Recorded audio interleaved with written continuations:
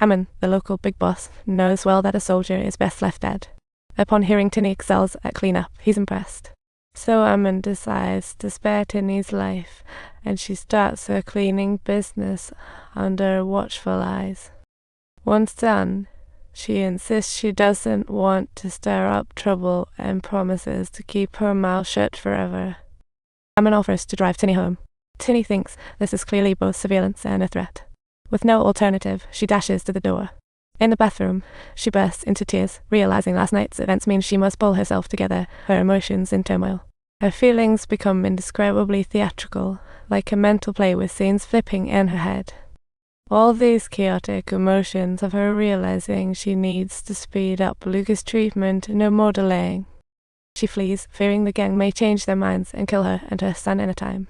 Back to the hospital, hoping for doctors' help, but hospitals are tough on the undocumented. Plus, complex plans make them risk-averse. Despite Terney's pleas, the hospital always said no. Helpless, she left with little Luca, who then waved happily. She turns around, spots a gangster, thinking, why is this uninvited guy tailing me? Reality strikes again. Terney boldly suggests meeting with Ammon, who pulls out cash and a phone cash for her cleanup gig and a phone as her don't forget to reach out to. Ammon will keep Terney serving the gang, promising to help Luca. At home, Terney gets a hospital call problem solved with good news. They'll arrange doctors for Luca ASAP. Upon hearing this, her sister-in-law suggests going out for fun. But Terney knows all too well fate's gifts usually come with a price. Soon, she will understand the cost, and the sight in front of her sends a shiver down her spine. She races upstairs, but the escape door is locked. She grabs a fire extinguisher and smashes the windows. Just in time, Ammon calls in, punches in the code, and boom, the door opens. They bolt outside without a moment to spare or with the bomb's countdown nearing its end. Terney knows her time is like sand slipping through her fingers since she started working for Ammon. Tonight, she planned a fun night with her sister-in-law, but Ammon called, confirmed her location, and brought her to a villa.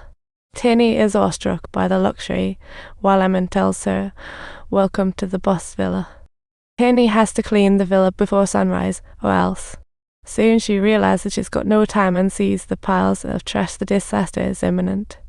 She starts cleaning when a woman, introducing herself as Nadia, refuses to leave. Her husband didn't come. Nadia takes a nap here. After a night's work, the place is spotless. Ammon is pleased, and Nadia approaches him with a gentle smile. Ammon realizes he's the husband Nadia mentioned. Shortly after, Terney gets news the cops have found Theo's body.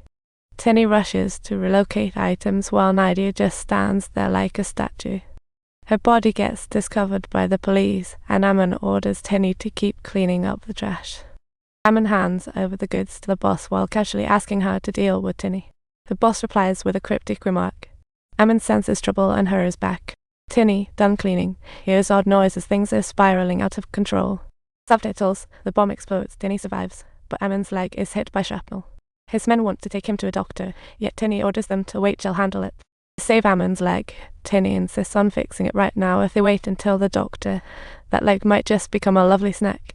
After this, Ammon's attitude toward Terney changes. She can at least earn money for Luca to build an outdoor play area. Luca rarely goes out since his illness.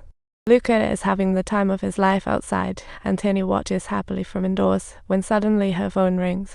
Terney expertly grabs her cleaning tools and stands at the door as a Cadillac slowly rolls up. Terney nods to the driver, completely unaware that police are watching her every move. What's it like being the mob's janitor? Daily dealing with blood and eggshells can't be fun. To ensure her son can get treated here, Terney has no choice but to cozy up to the gang. But soon the FBI is onto her. While cleaning the restroom, a man walks in carrying a baby. The man asks if he can change the baby's diaper here. Terney agrees, but keeps a watchful eye on her surroundings. After checking the surroundings, Miller straightforwardly reveals his identity. As expected, Miller starts asking about Theo's death. Terney, however, doesn't betray Ammon as she adamantly claims she knows nothing. While they chat, Ammon is conducting a gun deal. Victor checks and is satisfied, but Ammon shortchanged her by half. Victor grows furious, believing Ammon's tricking him. The atmosphere turns tense instantly, and he draws a gun. Ammon is completely oblivious and tries to ease Victor's mood, but the situation is rapidly becoming dire. Enough. This ends here. Both sides have suffered losses and finally calm down. Victor tells Ammon. She only gives Ammon 24 hours. If guns aren't found, it'll be a bloodbath. Ammon quickly calls Terney. She tells Terney to clean here. Terney then stops Ammon, saying she won't do this anymore.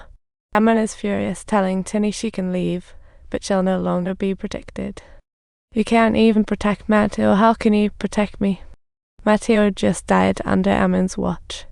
Terney's words strike a nerve with Ammon, and she warns Terney to mind her own business or else. Terney drags garbage to the bin only to bump into Jimmy, who sneaks back while everyone's away, dragging a cot. Terney grows wary, returns to the nightclub, only to find a sudden police raid, sending everyone fleeing. Most of the staff here are undocumented, so if they get caught, it's off to the airport for them. And of all people, it's Miller leading. Terney previously turned down Miller's request, and now she realizes how powerful the feds are. But this time, Miller doesn't approach Terney, he shifts focus to her sister-in-law.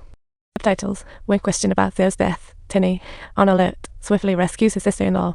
Both leave, each with their own motives.